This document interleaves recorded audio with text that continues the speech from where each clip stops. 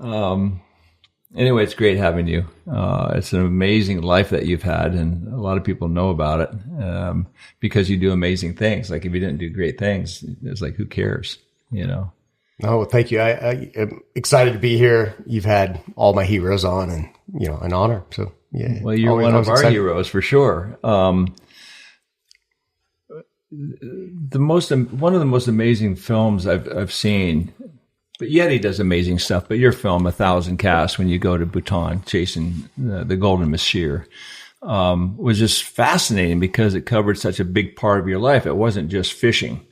It was when you were kidnapped, your family, the struggles of spending 6 days to get somewhere. And the fish itself, you know, it's such an amazing fish from afar, from what I see. But Bob Popovich, and a lot of people have always said over the course of generations, fishing is not about the fish. It's about the journey and your friends along the way.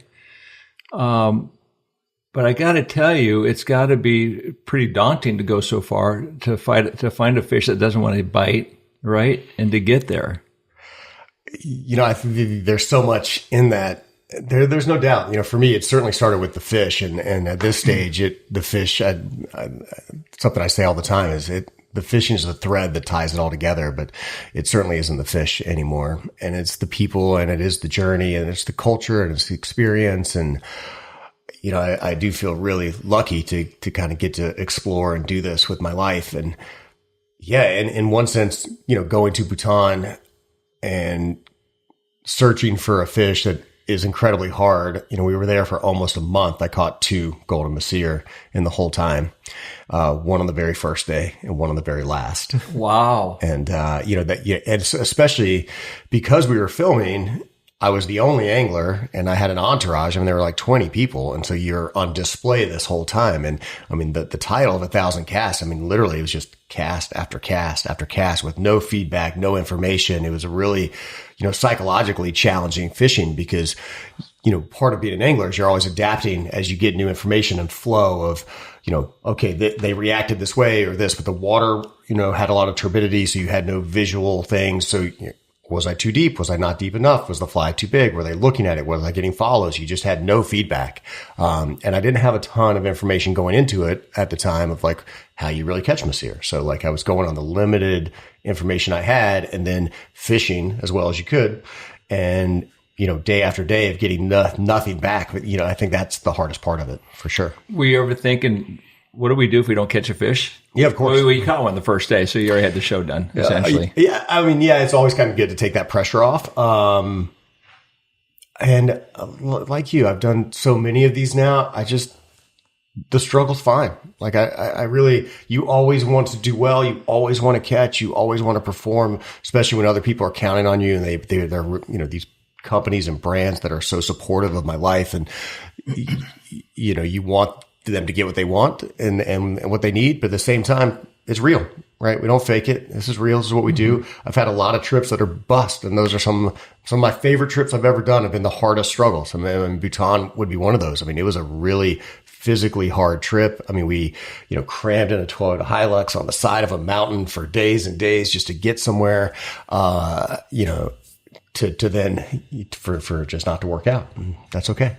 You know, it's interesting because in the movie I was watching again yesterday, compiling some thoughts. You said here, a quote from you in the film. It says, "Generally, I think of myself as a very introspective person. I'm also a very type A person, and when I get into something, I push very hard. And as I look at my life now and reflect back at my life, when I've been the happiest, or actually when I've been the most unbalanced." Yeah. Why do you like to be uncomfortable so much? You know, I think another way to phrase that is the times that I am happiest are when I'm in these moments of flow, right? Where you're just all consumed with whatever's in front of you and you don't realize how hard you're going, right? It's not that you're uncomfortable, right? You're in this state where you were thriving and benefiting because you were working so hard and the passion is there and you're watching all the pieces come together. I mean, those are those are the moments of life where I've worked really hard and my life is really unbalanced because I'm all consumed with whatever it is at that moment.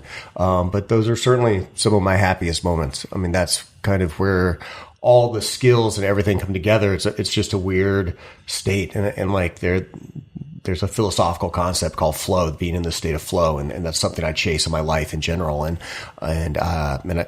I love those. I love those moments where you don't even realize how hard you're going. Mm-hmm. Do you think you're an organized person, or are you like Carter's tackle room? Oh no, man! My desk and my tackle room is way worse than Carter's. Is it? Yeah, if I had this much space, it is pretty organized, like actually. So yeah,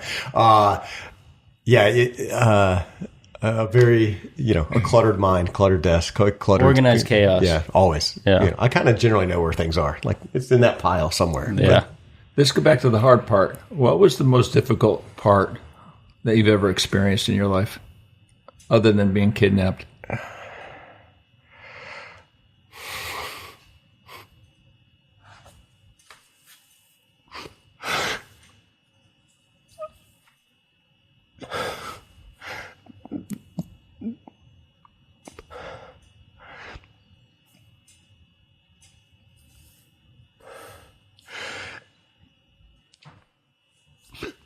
I'm sorry. The pain's real, obviously. Yeah, and I just lost my dad. That was really hard. The things that were really transformative for me that were really hard were shifts in perspective of the world. My first kind of pivotal moment like that, I was in college and I was 19 and I was skiing and a guy hit me and knocked me into a tree and off a cliff, and I broke my back and my pelvis and my hip and my sacrum. And, I woke up in the hospital, and I remember waking up and I was like, looking up and trying to move my fingers and toes, and just the panic of like how bad I was hurt. And, I missed a whole year of school. And I had to, learn to walk again. And it was also really pivotal in a lot of ways. Kind of prior to that, I was an outdoorsman. Skiing was honestly probably my favorite outdoor pursuit. But I was a rock climber and I did whitewater rafting, and I fished and I skied, and I just loved being outside. And after that, I was hurt and I couldn't do a lot of those things anymore. And that was the transition where fishing really became my thing. Like that was the singular one that I kind of focused on. But it was also really pivotal of just recognizing how quickly things can go away. It really changed my perspective of like who my real friends were. I went from being like a really kind of popular, know everybody, person in college to, hey man, I'm really banged up, and like all those people really evaporated, and the core of people that really matter, demonstrate themselves very quickly. And that was a really important shift for me of just how I viewed life, and put me on this track of what I do now, which I never would have expected even then. Like that was never the intent. I just that was, I couldn't play sports anymore. I have some nerve damage. I ski a little bit now with my boys, but I don't, I'm not a skier.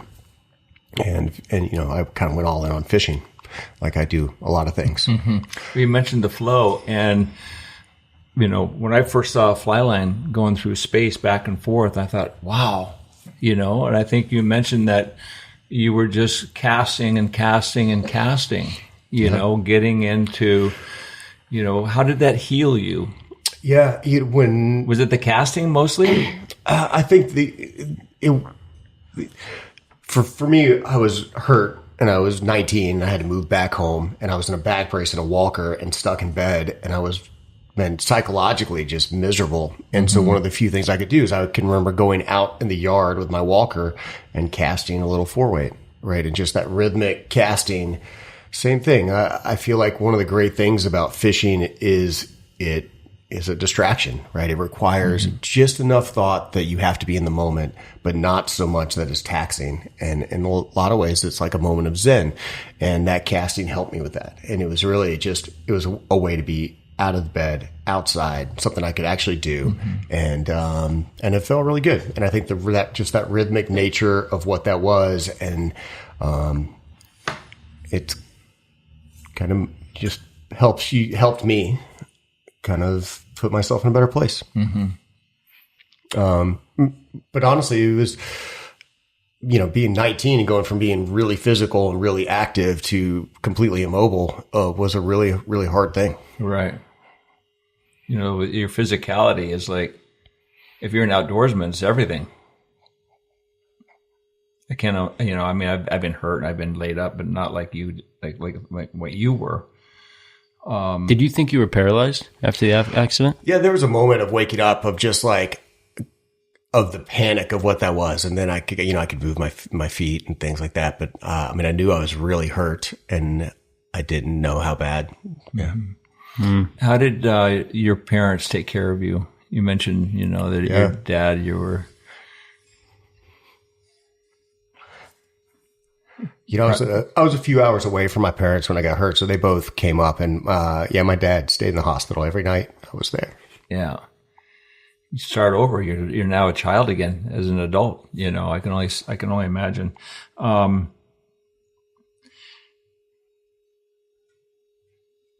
Let's talk a little bit about fishing and about this whole genre of love and flow.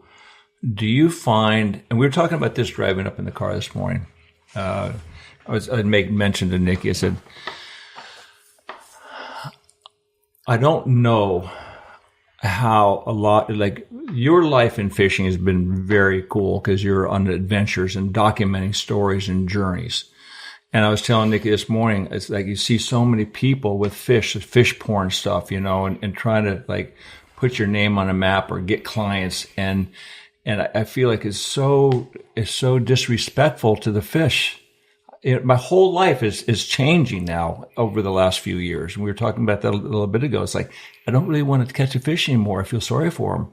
And they're flipping and they're struggling and trying to get away. And I put my mind where they're at. Even tarpon fishing now a little bit. I see all these boats and these fish are coming. And it's like, God, they're just trying to get away. They're just trying to do their thing. And as far as Instagram stuff and all this stuff, how do you feel about that? I mean, because you're doing something different, but we're all in the same game. We're promoting products. Yeah, with a fish, and it's almost like when you're with baton with the golden mashir. It's a sacred fish. It's almost illegal to catch, right? So where's the imbalance with the state of the world of fishing, in your opinion? Like you, I struggle with it. I really hate social media and kind of the influencer thing. I'm really offended when people call me that.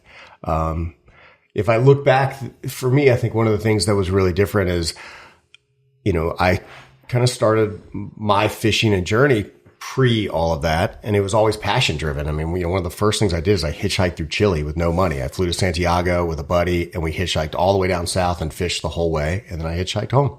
And I have like 6 pictures because I was I had a point and shoot film camera and that was it. And like, that was just, then I went, in between guide seasons, I went to Los Rocos with a couple friends for a few weeks and we would just like get a water taxi to an island and get dropped off and wait around the whole island and fish and go back. And, we were just, trout bombs, fish bombs, right? I mean, it was real. It was authentic. And I think for me, I've gotten a lot of support from brands and I feel it's because I am authentic and the passion is very real and they're very supportive of what I do, regardless of the posting and things like that. I think most of them would tell you I don't post. I can't remember the last time I posted on Instagram. I mean, I really, there's so many people do it in a way that bothers me. It's hard for me to participate. Yeah. Nikki was saying, well, Dad, what if they paid you $10 million? I said, I wouldn't do it. He said, what LeBron James makes. I said, fuck no, I'm not doing that. I'm not going to do that. He said, how about for all the Big Macs that you want over the course of your lifetime? I said, I'm in. There's always the transition of like, there's a lot of good that comes from it too, right? I love following my friends. I love people doing cool stuff. There's a lot of good. There's a lot of education. There's a lot of great conservation work that comes from it. There's a lot to be said for having a platform to be able to educate people and to move things. I mean, I'm a big believer that people protect what they love and you need people to love what I love so we can help protect these places. And so I do try to balance those things. But I am against kind of the fish porn type things. I love telling stories. I love bringing people deep into kind of the higher purpose of why I like to do what I do. Sure. But I still like to watch fish eat. I probably don't need to catch a whole lot, but I love to watch a tarpon eat. I love that first eat, hook, jump, and I'm good after that, but I love that. Yeah. Well, I want to bring it back to Bhutan. Was that trip to scout for an Indy fly destination possibly? Yeah, that was a really weird sequence of events. So Indy Fly is one of my favorite passion projects. It's a nonprofit that I co-founded with Al Perkinson, and we work with indigenous people with the concept that if they own the business and the underlying resource, then they are making money from it. They will become conservationists. And indigenous people kind of protect 80% of the world's biodiversity. And so the very first one was in Guyana, where we taught a village how to run a business, a fishing lodge, to go catch arapaima. And it's been remarkably successful. And we've kind of replicated that. And Bhutan was a mix of, I write for Fly Fisherman magazine, and they reached out to Fly Fisherman about doing a story on a similar concept. At the time, it was illegal to fish in Bhutan for Masir. You couldn't do it without royal permission. I was invited by the Prince of Bhutan to come explore and see if it was viable to do specifically fly fishing, specifically catch and release, because as a Buddhist country, they don't believe in harming fish. Sure. It was a really big deal. So you're exercising fish. Yeah. But they, same thing. It's the balance of trying to, how do you contribute to the economy and create jobs and live within your cultural moral bounds. And so was invited to go, and I wrote an article for Fly Fisherman on it. And as we started laying out the trip, I was like, this sounds so amazing. Would you guys be okay with filming it? I had no idea what was going to happen, right? I mean, it sounded hard, but it also sounded like it had real potential, and they agreed. And so I went to Yeti and just said, hey, I've got this great opportunity. I have no idea what's going to happen. What do you think? And they said, we're in, we'll do it. And the film that came from that was not the idea of what we were going to do when we went into it. That just was the product of what really happened. What do you think when you saw the film? Oh, obviously I cry easily these days, but it still makes me tear up. It's unbelievable. Yeah. It's unbelievable. It's a masterpiece. Did you ever struggle at some point when you were younger about what you were going to do for the rest of your life in the real world? How did guiding come into play? My father was career military, and he was the first one in his family to go to college. And so it was always a push I had two brothers, for all of us, to go to school. He did not want us in the military. He wanted us all to be successful. When I was an undergraduate, I really thought I was going to go be an attorney. My plan was to go to law school and have a more traditional corporate career. Like, I always was driven. I always did well in school. I kind of had a path, and I knew I wanted, a kind of well-paying, high-level type job. That's what I wanted, and it was always very obtainable to me. Like, I never thought I'd be a fishing guide. But was that something you wanted on paper, or did you really think it through, thinking that I really do want to be a lawyer? Because I don't see you being a lawyer. Yeah, I think I would be really miserable. And then this was part of life, right? I mean, part of that accident was recognizing, things are important and that. And so my transition to fishing was, honestly, I was still in college, post-accident, way into fly fishing, broke college student. I got a job at a fly shop in North Carolina only because I wanted a pro deal. Like, I just wanted a discount for my stuff to go fishing. That was it. Like, there was no, I want to be a fishing guide. I really wanted a part-time job at a fly shop to get my stuff where I could afford it. And that ended up segueing into guiding, and I liked it, and I was good at it. And so my senior year of college, I did all my classes on Tuesday and Thursday. I went to school in Chapel Hill, and I would drive to Western North Carolina. So I'd do all my classes on Tuesday, Thursday, go guide Friday, Saturday, Sunday, Monday, come back and go to school. And that was my senior year of college. And in North Carolina, you can fish year round. So that's Western North Carolina, East Tennessee. I guided on the kind of the Watauga and the Holston, and did some wade trips in Western North Carolina, in my hometown of Boone, North Carolina. It's a great way to make pretty good money. And so how did you get to Jackson Hole, and tell us about your relationship with Carter? Well, we're in Carter's room. This is the Lefty Tie Fest week, or weekend. I feel like my life is already coming full circle, but I worked for these two brothers in Boone, North Carolina, at a place called Appalachian Angler. And one brother did a wilderness float trip on the Connecticut in Alaska. and Carter was a client. So when I was working in the fly shop, I talked to Carter on the phone because he was going to do that trip. And then the other brother would go to the Bahamas and teach a bone fishing school. That was my first introduction to the Bahamas. And so that's how I met Carter. And after North Carolina, after I graduated school, I got a guide job down in Tierra del Fuego for sea run brown trout. I think it might have been my training week. Carter came down as a client and we fished and, caught a couple of fish. I'll find a picture of that somewhere for you. And Carter's like, you can't go back to North Carolina. You have to go out west. I'd never been out west. And Carter got me a job in Jackson Hole and found me a place to live. So I finished my guide season in Argentina, flew back to North Carolina, got my truck and boat, and drove cross country for the first time.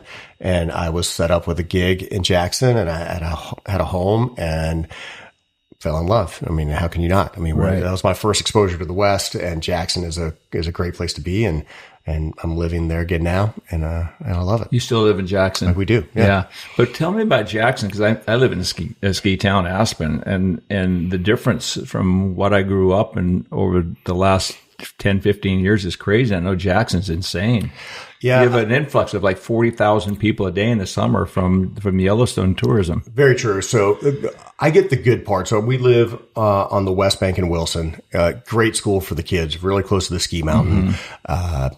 It still feels a little authentic. Jackson has kind of turned into a character of a mountain town in a lot of ways. Mm-hmm. And in the summer, it's absolutely insane. But, I have a fishing lodge now just over in Idaho. So an hour on the South Fork of the Snake, call it, South Fork Lodge. And so summertime, we have a little cabin on the river there. So we just leave Jackson for the chaos. Nice. And we're out in Idaho right on the river with the boys. And it's kind of a perfect gig. I'm really interested in the part of the story where Bill Ackman was a client of yours, and you got this great opportunity to move to Manhattan and work at his hedge fund. I mean, because I went to Manhattan, but I went for my now wife because she was at school there, and it was just like a total culture shock. I couldn't believe it. I was claustrophobic. Tell me about your time up there. Yeah, there's so much embedded and bounced around, but you're talking about other hard moments in my life. Another really hard and pivotal moment was being in New York. And so backing up from that, I was guiding in Tierra del Fuego.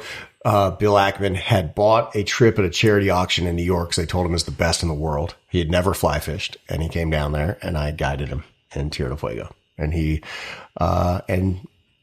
he also is very type A and very inquisitive and, just lots of questions about fishing. And, he caught a 20-pound brown trout. If you can do that on your first fishing trip, wow. You're definitely winning. And, at the end of the week, he's like, you should think about coming to work for me. And, I finished my season in Argentina. I got back to Jackson Hole. There was a box at my house full of books. So he was like, read these books and give me a call. So I guided the whole summer. I read the books.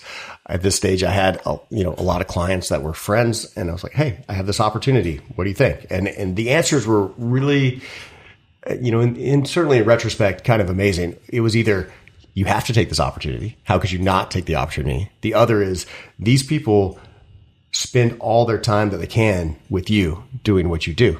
Right? Like, why would you go do that? Right. Well, you're already winning. You're ahead. These guys are coming back to where you are. And I struggled with all of that. And I went to New York expecting to hate the job and expecting to hate New York. Like I went purely, I thought, So why go?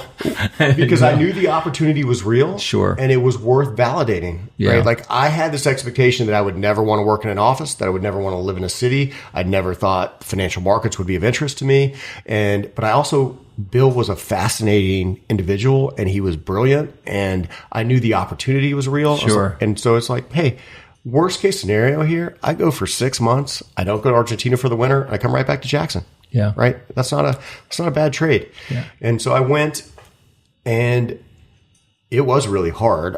It's hard to say that I loved it, but there were parts of it I really loved. Going to work every day and being surrounded by brilliant people and being pushed intellectually and growing, and man, that was amazing. And I was in this full level of absorption because I was so far out of my element. And I tell people it's not like getting thrown in the deep end of the pool. It was like, being driven offshore and thrown out of the boat. I mean, I was so lost. I knew nothing. I mean, I studied philosophy as an undergrad. Every other analyst that I was working with had gone to an Ivy League business school, right? I mean, it was the cream of the cream. It was the best job you could possibly have. But man, I learned so much. And I really, nothing that I do now, I do without having that experience. Like, it was the best education of, how a business runs and how money works and how to raise capital and do all of these things. And I'm fascinated with the capital markets. I look at them all the time. I read a lot of that. Bill remains a really close friend. He's actually giving my introduction, here this week. And we still fish together. Right. And, that's, a 20-year friendship. And he was my, backing up from that. So I spent a couple of years in New York, and then Bill pushed me to go to business school. And part of my nature is I was working really hard, and being in your 20s and single in New York and doing well was not a bad place to be. And I love the energy and passion that is in New York. But I was also head down and kind of focused, trying to catch up and perform. And when Bill asked me to apply to business school, that process was the moment of reflection of like pulling my head up and looking around and thinking about where I want to be in my life and what I want to do. And and that was it was very clear to me I didn't want to do that. I didn't want to be there. You get the big picture for what you wanted. Yeah. You tested the waters and you said, I'm out. I don't want to do this. And to Bill's credit, I go in his office. I'm like, this isn't what I want. He's like, okay, what do you want? I was like, I want to live an examined life, right? I want to be outside. I would like to be more than just a fishing guide. Like, I'd like to be financially successful. And, but I would like to be in the outdoor space, and I particularly would like to fish. And he's like, all right, you go find what you want to do, and I'll backstop your deal. He's like, you know how to value businesses, go find something. So my last few months working for him, I was like looking at every fishing related business that was for sale, like tackle manufacturers and clothing. And they were honestly all terrible businesses because so many people in this space, it's driven by passion. And so, buying one of these businesses didn't make economic sense. And, the real transition was, at that time, I was still reading the Wall Street Journal every day, and Bristol Bay Lodge in Alaska was for sale. And the ad was in the Wall Street Journal. So I replied to the ad and did this whole analysis on buying Bristol Bay Lodge in Alaska. And I was like, this is actually really interesting. Could be a good business, except they're only open 90 days and you own all these airplanes and, you have your overhead is insane. Yeah. So there were a couple things. So that triggered me to start thinking about the fishing lodge space. So then I was specifically looking for an opportunity in that space where I could find some success. And I gravitated to the Bahamas. I'd spent some time in the Caribbean. I'd spent some time in the Bahamas. I loved it. You can fish year round. This was like a financial exercise. It was like, hey, if this doesn't work, worst case scenario is you own beachfront property in the Bahamas. And if you make the business work, right, it's not going to go to zero, right? There's not going to be a gold mine that destroys your fishery, right? You have a beachfront piece of property in the Bahamas and you're open 10 months of the year. There's no taxes. There's all these things. And so I started looking and I found a piece of land in the Bahamas. I took everything I had and bought it. And Bill and his father were my only investors. And then I went from Jackson Hole to New York. I moved from New York back to Jackson for the summer, worked on my project, did one more summer of guiding in Jackson, and then moved from Jackson back to the Bahamas to Abaco, and built my first project from scratch. I didn't buy an existing lodge. I bought an old beat up hotel and turned it into a fishing lodge. What an effort. It's amazing. Yeah. It sounds overwhelming because here you're not a fishing guide having one client on your boat. Now you're employing a dozen plus people with the cooks and the maids and, the whole staff of a crew. Was it overwhelming at first? Oh, yeah, it remained overwhelming for sure. Is it still overwhelming? Yeah, because you're still in the middle of it. I no longer have the ones in the Bahamas. I end up having two in the Bahamas. I no longer do that. I just have the one in Idaho, South Fork Lodge. But it's a monster, right? I have over 100 employees right now. Wow. Oh my gosh. Yeah. I have, 28 fishing guides who work for me. So. Jeez. That's a lot. Do you ever consider the footprint you have on the rivers out there with 28 fishing guides? One, they don't all fish all the time, right? Mm-hmm. And so, but 100%. And Idaho, particularly on the South Fork, does a better job than anywhere I know of in the whole country as far as regulation from a commercial standpoint. So the South Fork, for one, is a big river. For most people, it'd be the biggest river you would ever fish. I mean, like a typical summer flow is going to be, 12 to 16,000 CFS, and it braids and splits a lot. It's a tailwater, and the whole river is about 65 miles. And there are 8 commercial outfitting permits on the river. Every outfitter is allowed 12 boats, and you are not allowed more than 4 boats on any given section. Well, there you go. So you have a 65-mile body of river, and if every outfitter is 100% full, there's 96 guides on the river. And so we utilize... You're displaced. Yeah. We utilize what we're allowed, and I would fight... As much as my business would benefit from me being able to guide more, I would fight any expansion of that because it's part of what makes it so wonderful. Sure. How'd you get involved with Jimmy Kimmel? He's part owner, right? Yeah, Jimmy's my partner in South Fork Lodge, also an amazing human being. He came to the Bahamas to film one of these Buccaneers and Bone shows. Oh, okay. And at my place. And it was his first kind of saltwater There you trip. go. And we also hit it off. And then I started... He works really hard. And so he kind of had 1 week a year. That was his fishing trip. And so after we met in the Bahamas, I was organizing and showing up sometimes to guide his 1 week of fishing with all his buddies. Wow. And so for years we did that. And funny enough, man, he never told me he wanted a fishing lodge, right? He called me for fishing questions. He called me to set up trips. Like we did a amazing trip into the Bob Marshall Wilderness, horse packing in for 2 days, and then a 5-day float trip out camping. Wow. It was awesome. And when South Fork Lodge was for sale, it'd been for sale for a couple of years. And I look still, if there's a fishing lodge for sale, then I'm usually looking at it. And so I looked at it, and the price kept getting haircut. And finally they said they were just taking offers. So independent of Jimmy, independent of Bill, I called, said, I signed the NDA, I did all the work, and I made a cash offer for South Fork Lodge with money I did not have because I was like, if they say yes, I'll go find the money. Yeah, sure. And they just said, hey, you're not in the ballpark. It's going to be, whatever, $2 million more. I was like, $2 million more. I can't generate a return for my investors to make it worthwhile. And I just forgot about it. I just left. And then 6 months later, Jimmy found it and sent it to me. He's like, hey, this looks really cool. What do you know about this? Isn't that awesome? How great minds think alike. I was like, well, I know a lot. And he's like, well, book me a trip. Let's go. So I brought Jimmy and his buddies, and we went and fished in the summer there as guests. And no one knew that he was looking at it, including his friends. And we're like digging in. And then, Jimmy's like, hey, I'm in if you're in. And how sweet was Bill? Was Bill upset he was not a part of that gig? Bill was upset that he didn't participate. What was the phone call like? He's like, how come I'm not in? I was like, it's like I didn't get to raise any money on this one, so Jimmy took it all. Oh, that's awesome. Yeah. Let's go back briefly because how did the kidnapping affect your life in retrospect? I think for most people, it would surprise them at how non-impactful it really is. Come on. Are you packing now? There was a period for sure. So, at the time, it was a really scary thing.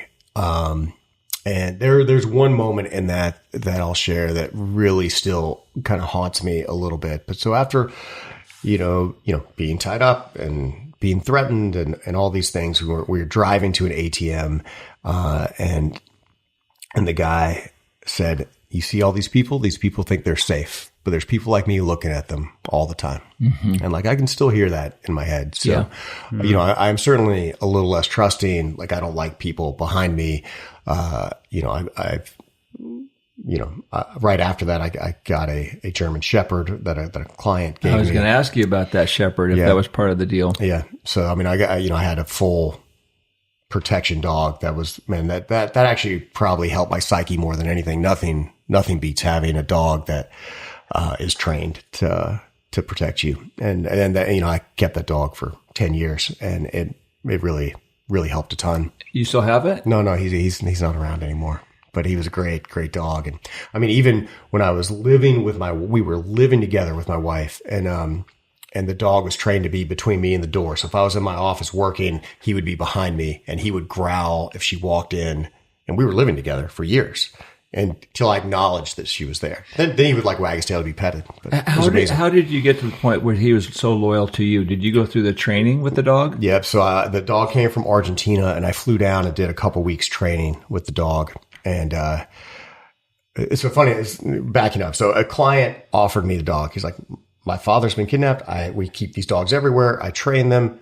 I have a trainer. I'd like to give you one. So I fly down to Argentina, and the dog that the guy had in mind for me was this solid black German Shepherd that had guarded a castle in Ireland, and then was like a prison riot dog. And he had bought it as a stud because he loved black German Shepherds because they were so intimidating.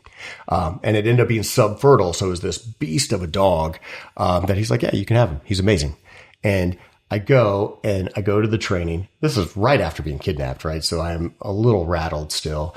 And there's this box in a field, and it's just shaking like a movie. Like there's this animal in there. And I've got the trainer. He's like, all right, I want you to hold the leash, and I want you to feed the dog these little pieces of hot dog, but don't look at him. Whatever you do, don't look at him in the eye. So I'm holding this leash, and I have these hot dogs, and I'm like trying not to look at this dog as I'm feeding him. You can feel his teeth, and the guy's behind me with like a choke chain in case the thing goes crazy. And I did this for a couple days, and I was like, I can't do this, right? Like, I mean, I might be safe, but like this dog is just crazy. I can't live my life with this. And that dog's name was Raven. And so, I spent days training with this dog. And it was terrifying. And the guy's like, well, I have another dog. It's Raven's son, and he's a little more mellow. And and I was like, more mellow sounds good. And so I did. We finished the training with Raven's son, and that dog's name was Bono. And he was a family dog, but also a protection dog. And one of the crazy things is it was anti-poison trained. So he wouldn't take food from anybody. And like he was originally trained, like if you like, here, puppy, he was going to bite you. Mm-hmm. Right. And so he had a specific bowl, and he would only eat from the owner. And so when I left Argentina, I went to the Bahamas, and I got the dog, and the instructions were you put the dog on the leash and you hold the leash until he takes you as his owner, and then you'll never need the leash again. And I remember calling the trainer. It's like, this dog is going to starve. He will not eat. He's like, he will. But like, it was like, sleep, hold the leash, take a shower, hold the leash. And it took 2 weeks. And then then the dog makes a decision that you're his. And that was it. Wow. Where is he now? Oh, no, he died a few years ago. I brought him out to Idaho when we moved to bought South Fork. And do you have another dog? Oh, I've got a black lab now, so much mellower family dog. Mellow works. I went to go get another shepherd. I thought I would always have one because the sense of security of having that is so great. So you have to continually train them. So I had this great guy that was helping me train Bono, where he would get to practice biting people. We would do like fake carjackings. The guy would break into my house at night and planned and let the dog attack him just so he was always queued up. And I was going to get another dog from him. But then I had my first son, and the risk of having an animal that is capable of that with the kids, I couldn't do it. So we got a very mellow dog now. Weren't you in Sudan or somewhere fishing, and a boat came upon you guys that had a bunch of masks? Yeah, I have fished in Sudan, but that story was in Oman. Where was that? Yeah. So that we were in the Mideast in Oman exploring, fishing, and we were in this 12-foot aluminum dinghy with a 25 pull start Mercury, and we were fishing, and we were hours from the closest town or boat ramp. I mean, we were in the middle of we were camping. And here comes this panga, and we're like, what is going on? It's like, and it's beelining right for us. And they get closer, and you can see 3 men in traditional Arab dress, and they're all wearing ski masks. So is this post-kidnap? Post-kidnap. Yeah. Oh, gosh. Yeah. And so, 10 years after being kidnapped. And so we're, with a photographer and this, guy who has no boundaries, Oban, who he's got a killer mothership operation now. This was before all that. He was trying to get into fly fishing. He does a lot of conventional popping for big GTs, big rugby player, Brit. And we're trying to get our engine cranking. So we're trying to get this thing started. It won't start. And this boat's coming up, and we're like looking in our little skiff of, all right, man, this is getting ready to go down. I mean, like looking for weapons. I mean, I had my knife out. We thought it was really, really scary. And these guys came up, and they were They could not have been more kind. They were commercial fishermen, and they were out there looking for lobster, and they saw this little tiny boat with white people, and they just wanted to make sure we were safe. You know, they couldn't speak any English. They're speaking Arabic, and they had ski masks on because for them it was a buff. Right. It was just a dirty buff, and they're there and they're checking and making sure we're safe and talking about the waves. And we're in this tiny boat. They threw a few lobster in our boat and left us. That's so cool. It was totally fun. Did you say, I'm sorry, I was thinking bad things about you guys when you were coming at me? It certainly made me feel like a very judgmental Holy shit, I thought you were going to kill us. Yeah. You don't have a machete in that boat, do you? Hey, do you know anybody crazy people from the Bahamas? Yeah, I mean, it's just the American bias for stuff like that. In general, people are kind. I mean, and the Mideast is a great example. I mean, Oman, the people are so friendly. We were driving and camping and stuff, and you didn't want to be too friendly because they wouldn't let you go. They'd bring you in their house and they'd offer you tea. Oh, and now you're stuck. And so, but it was amazing. All right. It really, really is great. So there is maybe a little bit of fear factor that you always carry. Yeah, I think you can't get. I can't imagine because you are scarred. Yeah, a little bit. There's certainly something there, and I pay way more attention.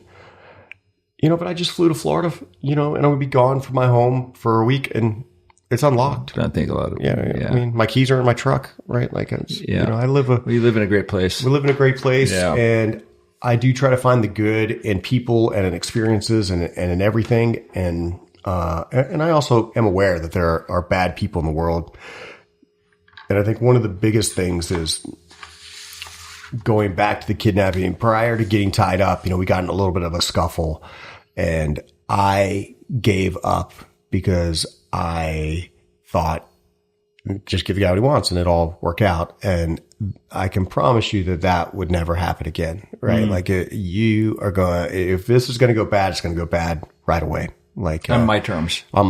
Yeah, if you're going to hurt me, you're going to hurt me now. If you're going to shoot me, you're going to shoot me now. But there's no getting tied up. There's none of that. And I think that psyche of me has definitely changed. Man, like if you're going to escalate to that, then it's going to go to the end. Right.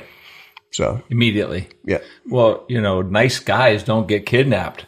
Right. We live in America where we get to go fish these rivers and travel the world, and we don't even think about being kidnapped with a guy with a machete.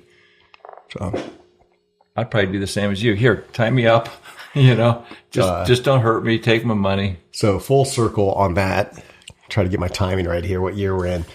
But so I was kidnapped in 2009. That guy was held in prison without a trial, and I guess it was 2 years ago. The Bahamas called and said, "Okay, your trial's up. Will you fly back to Nassau?" Because this was going to be, the charges were substantial enough. It was going to be before the Supreme Court. So the Supreme Court in the Bahamas is full black robes, powdered rig, all this stuff. So the prosecutor calls, they fly me to Nassau. It's been 15 years and I'm going to sit in trial. Relive the whole thing. And redo the whole thing. And we get all the way there. And then kind of like I am in Nassau in a suit, in a hotel, getting ready to walk over. And the prosecution worked out a plea deal with the guy and gave him time served and let him go so he spent 15 years in prison without parole and then was let out with a hefty parole if he gets in trouble, and he had to do some community service or he goes back to jail. What was it like when you saw him there? I didn't have to I had to agree to the plea deal. And so ultimately, so he was not there in the courtroom. I wasn't in the courtroom. He was in the courtroom. Okay. They hadn't called me in yet. Oh, I see. And, but I agreed to the plea deal rather than go do it all again. And honestly, he was 18, I think, when it happened. And so, you know, he spent most of his life now in prison and, yeah. Was there ever a time, sorry, I know you've gotten this question many times before probably, but was there any time during the kidnapping where you said, fuck, I'm probably going to die? Oh yeah. You know, I mean, I was hogtied in the back. I had a Chevy Blazer and he had me hogtied in the back and he put a t-shirt in the gas cap and lit it on fire with me in it. Right. So that was the moment where like where it was really scary. And I really, in thinking back, I think it was really just intimidation, right? Like, I mean, I could see the flames, like, you know, but like it all went out. The guy what were you thinking? Yeah. I mean, it goes back to, I think people are disappointed that there's not like this great aha moment. Yeah. It's interesting because I thought I was going to die one time. I fell off a cliff in the Black Canyon of the Gunnison. A lot of people have died falling.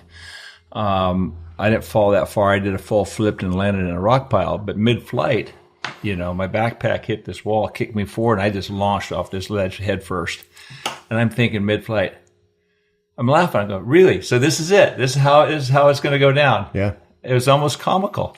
So there were moments of that where I laughed, right? I can remember, like, the guy had me tied up on the porch and I was laughing out loud. I was like, I cannot believe this is happening, right? Like, are you got to be kidding me? Like, I mean, like, this is so inconvenient to what I have going on. I'm just Inconvenient. It's funny, man. Great way to put it. But yeah, and adrenaline is crazy because I can remember the smells and the sounds. I can remember the thought process. I mean, like, all the details are very vivid memories. It's like for a me. car wreck. It gets absolutely paralyzed every second of the event. Did you have that when you got hurt in the skiing accident? No. Remember that at all? Or was it just too fast? Too fast. Like, I remember, like, my memories from that are like snapshots. Like, I remember kind of waking up with ski patrol. I remember waking up in the ambulance, and then, like, the actual memories start coming, being back in the hospital. But, like, I don't remember being hit. Like, somebody hit, like, it wasn't like I made a mistake. Somebody hit me. The only reason I even know what happened is somebody was behind me and saw. Right. It's interesting when you used to fall at 80 miles an hour on skis, it'd be like slow motion, like a car wreck. And you're tumbling here and you're tumbling there and you're waiting for the big break, like your broken leg. Because when you break a bone, what it feels like. Because I've had so many, your tummy go, all right, when's it going to come? Bang! God damn it! Ah! That's how it rolls out, Yeah. But it does slow down. Does that happen to you when you're also catching a fish that you've been trying to catch for so long? Like all of a sudden the moment starts to be really slow motion and the bite's the same and all that? Yeah. The fishing is still very, very much a passion, right? Like, I love it. I don't know that you were talking about how you don't need to catch anymore. And I don't need to catch a lot. And, like, I want to do it my way. Mm-hmm. And, particularly with trout fishing, right? Like, I'll streamer fish and I'll dry fly fish when it's good. And if I'm guiding, and we have to nymph fish, then that's fine. Right. Mm-hmm. But I don't want to do it. And, but no, I think I love that moment and where you watch the fish make the mistake, right? Mm-hmm. I love that moment where you have done it right and you can see that you have them fooled and they're committed. And, like, I love that with tarpon and all flats fish and trout too. I mean, those picky dry fly eaters, and you look and you know that he's committed. Like, I love that. Right? When they get cross-eyed. Yeah. That's a good way to put it. So, yeah. When they make the mistake. Yeah. Yeah, but you fooled them, right? I mean, all of this is a product of you. You won. Yeah, you figured it out. You cracked the code, right? Those are great moments. And, I fish a lot of different things. I don't have, like, one home for fishing, and people often ask what my favorite is, but it's sight fishing, and it's for that, because that's the moment that I really get excited of watching the fish make that mistake because you did all the things right. Mm-hmm. And when people say, like, it's not about the fish, I feel like that's kind of like, well, you're there because of the fish. It is because of the fish. It might not be all because of the fish, but it makes me disappointed when you say that. Like, sometimes you say that about tarpon or about something, and then when everything goes right and we get that bite that we've been struggling with all day, it's like, so that wasn't why we're here. That wasn't cool. Well, I wasn't the one who started that. I mean, Bob Popovich's, when he signs all of his books, it's not about the fish. It's about the friends and the relationships, and he was so passive, but so aggressive with his fishing, because that's what he did. He became very famous for his fly tying and, those fish right there in his front yard. He was driven by those fish. I'm driven by those fish. I'm driven by the elk. I want to kill that thing. But when you look back, you laugh at all these moments where it was just hellish out there. You're stuck in a rainstorm or in a canyon, and you got to carry this thing out of a hellhole. Those are the things I remember. I remember the elk, and I remember the tarpon, all those tarpon for sure. But the moments that you share really stand out. And when I trap fish now, as I mentioned before, I'll use a dry fly. I like to just watch them bite, but I don't have to set the hook because I got them. Yeah. And I love that. And for me, if it was just about the fish, you wouldn't fly fish, right? Like if you just wanted to catch the fish, you'd go do something else, right? Like there's much easier ways to catch most of these fish. Very rarely is fly fishing the best method to do it, right? Like, but I like what you said. It's the fish on your terms. Yeah. Well, it's a self-imposed level of difficulty. And for me, it's the pursuit, right? It's why archery is more fun, right? If you just want to kill the elk, you'd rifle hunt, right? But it's the pursuit in search of, right? And that journey and the pursuit. And if you don't value those things, then you're probably not going to really love fly fishing. Certainly not like I love it. Yeah. And for me, on the adventure travel part of it, that has kind of consumed me because I love that so much. Like I love finding a fish to build an adventure around, right? Like, I mean, the fish is the reason we're going, right? I wouldn't go if there was like, there might not be fish here. There are no fish here. Let's go look anyway. Like that's no fun. But when you have a goal and you get to build the journey and the pursuit and go do the hard things and meet all these interesting people and do it with great people, like that's winning. Yeah, for sure. But what about Oman when you said you walked like 100 miles? Oh man, it was so hard. Yeah. Dude, what's up with that? What? You're not going back, are you? No, I've been back. I love it. Right. So that was early. This goes back to the whole statement. I love being uncomfortable. Yeah. So literally, you walked 100 miles to catch a permit. Well, just to find permit to start with. But yeah, I mean, I like doing hard things, right? If it's easy, then anybody can do it. You're not that smart, dude. So, yeah. Something's wrong with you. He's a lot smarter than you, I'll tell you that. But Oman was so this guy, Ed, who has no boundaries, he had this conventional fishing popping for GT business. And he had this in this little town called Shwaimia, and it looked like an interrogation room. It was like a cinder block thing. It was like this really rustic lodge, and he had a bunch of international clients, and they're just going out there popping for GTs. And I met him at ICAST one year. He's like, people keep asking me about fly fishing, and he's like, I've never fly fished. I don't know anything about it.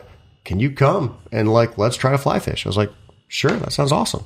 So like, I just went to Oman, like with this guy that I just met at a trade show, and we're like, he doesn't know anything about fly fishing. He does so I'm telling him what I'm looking for. And so we would just like walk these shorelines and things, looking for the right tide and fish. And, there was so much commercial fishing and netting. And, but man, I think, I mean, I want to think that was like a 12-day trip. In the whole thing, I saw 4 permit and I caught 3.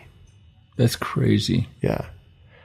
So and you went back. And I'm going back. And now they've got it dialed. I mean, my last trip to Oman, I think I caught like 27 permit. I mean, it's a very different thing. What was the difference? One, there's two species. Where do they hang out? And you couldn't find that spot. There's 2 species of permit there. Right. So you have the Indo-Pacific, which my first trip, that's all I caught.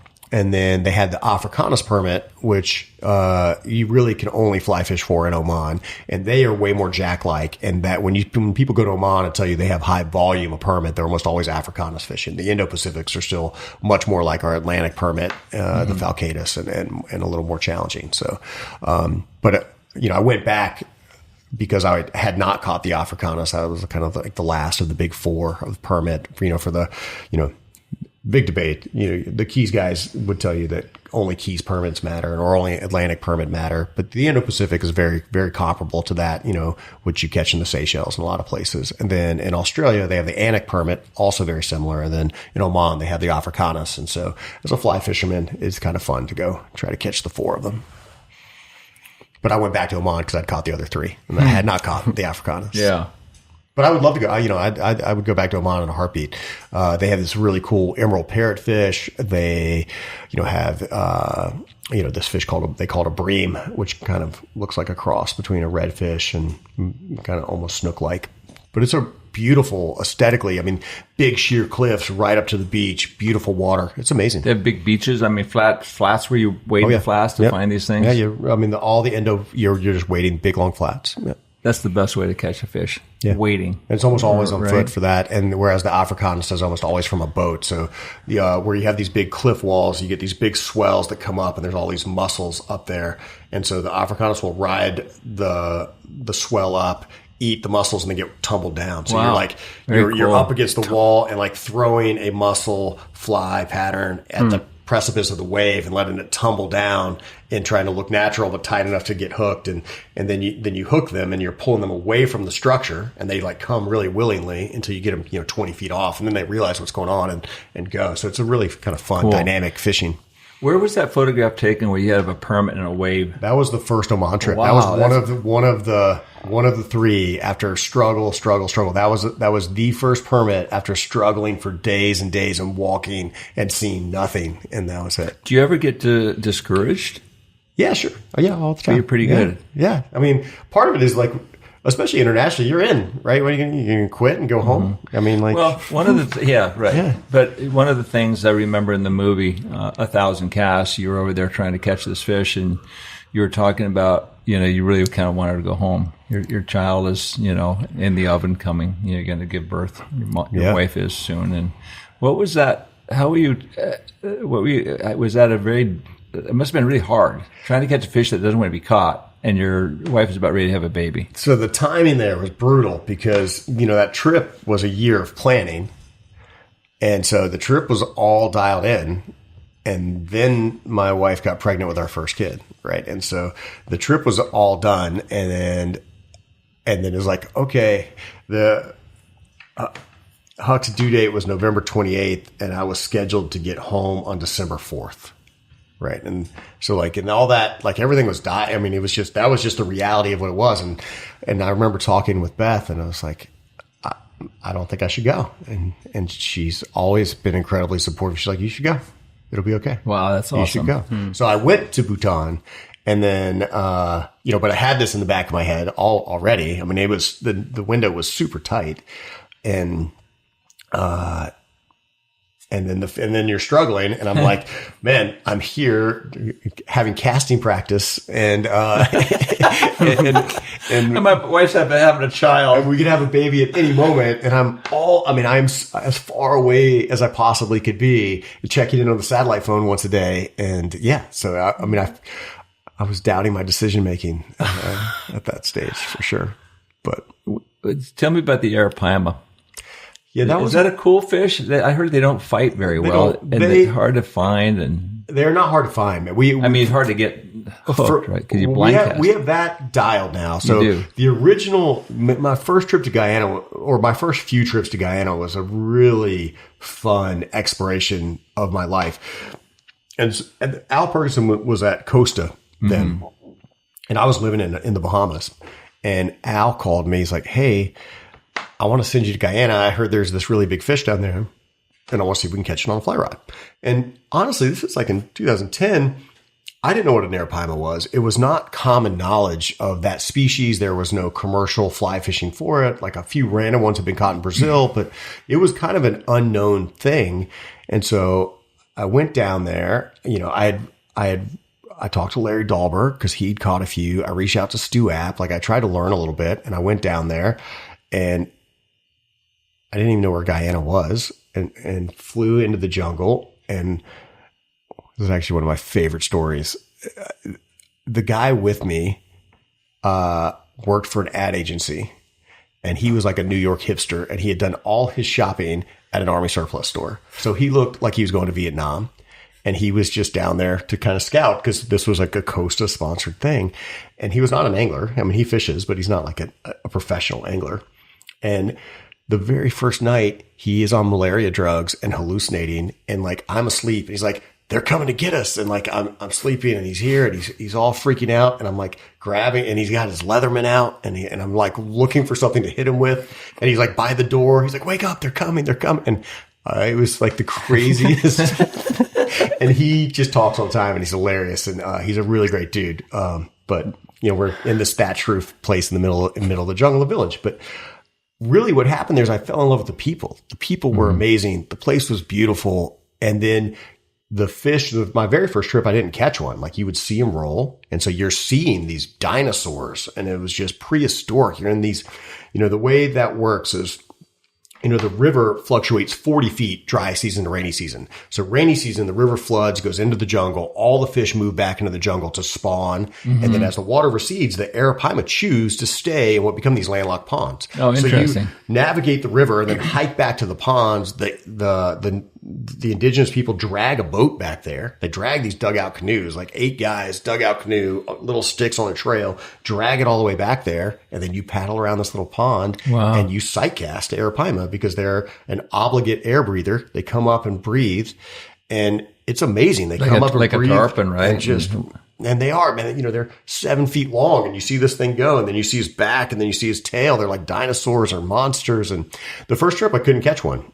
And so we went back and took cameras and made a little film. So that film is called Jungle Fish. And, man, it won an award at Sundance. It was like one of the first things I did. And it was just me and a couple buddies trying to figure out how to catch these things. That's awesome. And hanging out in the jungle. And it was amazing. And once we figured out the fishing, they are very, very catchable. And the way that they do it at Rewa is sight casting, right? The water's very tannic. So it's not that you can always see the fish, but you are finding breathing fish, and you are seeing that fish breathe. And there's that window where they are coming up to breathe, and then they're going back down. And if you can put it in the basket, they eat it almost always. And it is very fair. They do not fight well for their size, but they're incredibly powerful. So it's like a wrestling match, right? Sure. Like, they have an incredible amount of energy right here, and there's a couple big explosions, but they don't fight like a tarpon. They don't run. They jump a little bit. There's a great photograph of you next to one waiting, and he's got his head coming out of the water. No, they're amazing like that. They're big bucket mouths. They're very tarpon-esque. The scales are very comparable. But man, you can land, a 250-pound fish in 7 minutes. Right. So you're throwing big black flies? Typically we're throwing stuff that look like peacock bass. So, you're imitating different bait fish. So a lot of our kind of go-to was a peacock bass, brush fly, like on an 8-0. And then, they have some piranhas and some other things. But the one thing that I think is surprising was that they are predaceous, but they are lazy. Right. So originally, man, stripping relatively aggressively and changing the strip pattern, but the strip is this painfully, barely moving slow. Like that.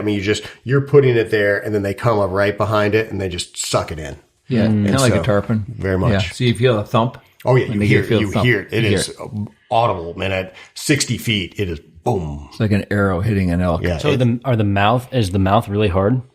Yeah, so they're in a class of fish that means bony tongue. So it's really hard to get that hook purchased, right? They have a big tongue with all these little spikes. And so, you often will get them right in the scissor just as it comes out. But, guiding down there, you would have a lot of people, they would fight a fish and pull on it and it would jump. And then the fish just open its mouth and let it go. Right. Like it just has it clamped in there. Right. So like pinching the mono. Yep. Yeah. How did you figure out the fly? Did Blaine build you some flies for the golden mashir? No, but my very first golden was on a Game Changer, the Blaine tied for me. So you were just like tying or fishing with like larger flies, imitating bait fish? The golden mashir, they're omnivores. So when they're juveniles, they're not very predaceous. And as they get bigger, they start eating bait fish. And so some of the intel that I had was I had a picture of this almost like a sculpin, but it was probably only 3 or 4 inches long. So, the flies weren't that big, but you had to, tying them on kind of a 1-0 stout hook because those fish are incredibly powerful in big water. But my first one was on like an olive Game Changer, kind of like, about that big. What was it like to hold it? You finally got them. They're so beautiful. They're beautiful. They have a really big wrist, right? So the disproportionate wrist on one of those things. So you grab one and they're just really powerful. And because the scales were like gold, they're like tarpon. They have these big armored scales, just like tarpon. It was amazingly enough, man. Arapaima, golden mashir, tarpon. If you put all those scales in a pile, you would be like, these fish are all the same. Interesting. What's the most beautiful fish you've caught? Oh, wow. Can you gravitate to one? Yeah. It's so hard because they're also beautiful in their own right. Yeah. I'm from the South, so I will say one of my favorite fish to look at is just like a pumpkin seed, just like just childhood memories of just like a beautiful, very simple, brim, with all the colors. Interesting. What's a pumpkin seed, a brim? Yeah, it's a type of brim. Yeah. But, we would catch when I was a kid. So, I remember that really well. But a lot of these fish get really beautiful. Like, you've done a lot, like, Arctic char, when they're colored up, they're stunning. There's a lot of beautiful fish in the world. Like, I mean, going down to Mag Bay and do it like those marlin lit up. I mean, that's an amazing iridescent, like talk about beautiful. There's so many. And then there's little parts like, parts of the arapaima scales are super cool. Like their lateral line is this big indentation in their scales, which is really cool. And they have a really good coloration. The scales on a Messier are very, very cool. I've spent a lot of time chasing bonefish, man. I love the little tips of blue in a bonefish tail. I know, right? So, tell me about your relationship with Flip. How much of an inspiration has he been to you? Yeah, Flip has been an incredible mentor and friend. Particularly, that really became solid when I moved to the Bahamas. Prior to that, I was like most people, watching Walker ski on Saturday morning and just thinking he was the man. And like what, talk about somebody that figured it out to be able to make a life doing that. I mean, that was incredibly aspirational, but it was really when I moved to the Bahamas that Flip and I started spending a lot of time together. And he's been a great mentor and really, really close friend. We were just together just a few weeks ago in the Bahamas. Yeah. How'd you get the rum going? Frigate rum. It's awesome rum. Yeah. So, someone else you should talk to would be Clint Kemp, who's a white Bahamian who has Blackfly Lodge. But, Flip, Clint, and Graham and I were just sitting around the fire. And when I was living in the Bahamas, we were just drinking lots of rum. Flip's a rum drinker. And we were debating the merits of different rum. And so, Havana Club was always one of our favorites. And then for my time in Guyana, because I was in those early years, I guided all the arapaima trips. I would go down there and guide. And there's one of my favorite rums is out of Guyana called El Dorado. And El Dorado, this Guyanese rum and Havana Club are very different. Like the Guyana rum is made with sugarcane and really sweet. The Havana Club has a little bit of kick. And we were just talking about the different types of rum. And they were like, man, we should make our own and make it perfect. And, Clint was running a lodge. I was running a lodge. Flip was being Flip. And Graham just took the bull by the horns and said, let's do it. And so I got one of my clients to invest a little bit, and Clint had a client invest a little bit. Did you call Bill or John? I didn't call either of those guys. And we got a little seed money to start, and Graham went and figured it all out. That's awesome. And it's been a really fun project. It goes back to like the economics of business. I don't know that part works, but it's been really fun. And the rum is really good, and we've done it with really great people. So we love that part. That's easy. That's an easy deal. Also too, what about Lefty? We're here for the Thai Fest, here at Carter's house. We talked about Carter and Flip. What kind of impact did Lefty have on you? I feel like Lefty was so large that he touched everyone in fly fishing, for decades, right? Mm-hmm. Like you could not be in fly fishing, man, for 30 years and not have a Lefty story. Right. And Lefty would come and fish with me in the Bahamas. And I remember pulling him around and he was, pushing 90 and, I had modified one of my skiffs. So there was a seat in the front. Sure. Because he couldn't stand the whole day. And he was just like, I'm going to take a nap. Just me and Lefty. And he would just lay down on the bottom of the boat and just take a nap. Every day. Nap time. He would just lay down and I would just pull around, look, wait for him to wake up. And, but he was always so giving and so supportive. And when I first started writing, he would always write you these thank you letters, and he has this little letterhead, and he would always follow up. He remembered everything. Like he remembered everyone's name. He remembered everyone's conversation. If he ever told you, I have something for you, he would always follow up. Like I have all these little letters and boxes of here's how I wrote my first book. And here's this formula I used to help build it all together. He was amazing. And he was forever teaching and giving casting lessons and, opinionated and in all the good ways. He did a lot for this space. And deserves a lot of credit for being the godfather of fly fishing, I think. Absolutely. I was fishing with Steve Huff a couple of weeks ago. We were over in the Everglades, and I asked him about Lefty, and he was saying the same things. And I said, "You ever fish with him?" He said, "Yeah, we were in the Marquesas one time." And Lefty was a great, caster and did all the tricks with his fly rod. And at the trade shows, I mean, he was just like the Pied Piper. Everybody would just gravitate to the casting pond when he was casting. A jokester, always telling jokes and stuff, right?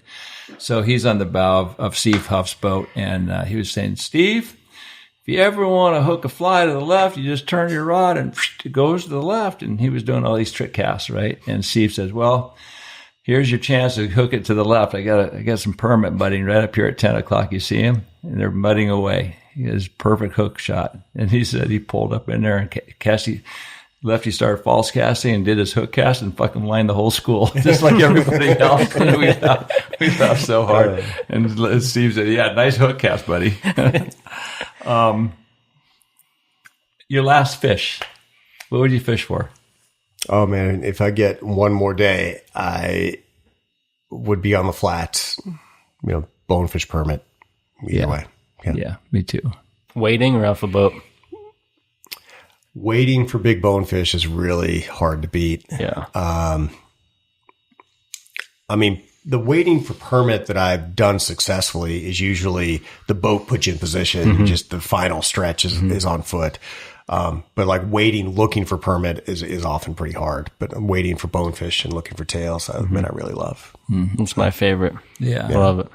Yeah. And especially hard white sand, barefoot, connected.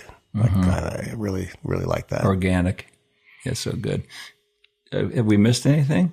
You have anything to add? Oh man, hopefully a lot more. Yeah. I still feel like I have a lot left. You're a young guy with a young family. What's next? Is there anything that you're excited about in your future?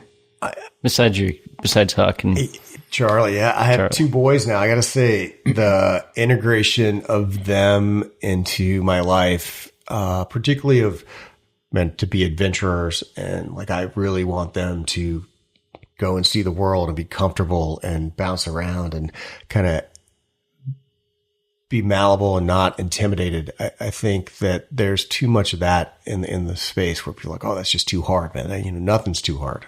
Right. And, I've already drug them both to the Seychelles, and I've taken Huck down to Guyana, and going to continue just to like push them to go see the world and explore, and with the real aspiration of I'd love to show them what I love, but I'd like them to find what they love and do those things. And the perspective of travel has really helped me. And so I think that is really important. And it really goes back to the kind of that full circle. I mean, I'm back now living in Jackson, where I kind of really started my career. It's kind of crazy. And with kids, you get to kind of go relive a lot of the fishing that I've abandoned because now it's fun again with little kids. And, it's pretty amazing journey. Yeah. From here, you're headed over to, New York. You're being honored with a Heritage Award from the American Museum of Fly Fishing. Yeah. It's a big deal. That award is their highest award. And as they said, the American Museum of Fly Fishing Heritage Award is an annual award given to recognize individuals or organizations for their contributions to the heritage, culture, and conservation of fly fishing. In 2025, the Heritage Award is being presented to Oliver White. Yeah. How's that sound? I've always kind of suffered a little with imposter syndrome. So it's both touching. I feel like there's a lot of people probably more deserving. And it's obviously like I feel touched. I'm glad that I am able to touch people and share what I do, for sure. And it makes me uncomfortable. Like I'm not really, I've never gotten a big award like this. You get to do them all the time. But I'm a little nervous to go to New York, and I can't remember the last time I wore a tie. I just had to buy a tie for this thing. So roll in like that. Yeah, I love it. Yeah, we'll see. I thought about it. It seems out of character for me to go put a tie on now. Yeah, part of my life was abandoning that. No, dude, it would be awesome. Just roll in just like that. They'll love it. Yeah. Yeah. Well, anyway, listen, congratulations. Thank you. What a great life well lived. It's been great getting to know you through your adventures and all your writing and photographs, and keep up the great work. Thank you. You're an inspiration to the sport as a whole. We all watch Where's Oliver Headed Next. We'll try to keep them coming, and thank you so much for having me. Yeah, Oliver, appreciate it. Been wanting to meet you for a long time. Thanks, Please come visit. Yeah, thank you, sir. Yeah, of course. What I saw is West Side Story. What I saw is just a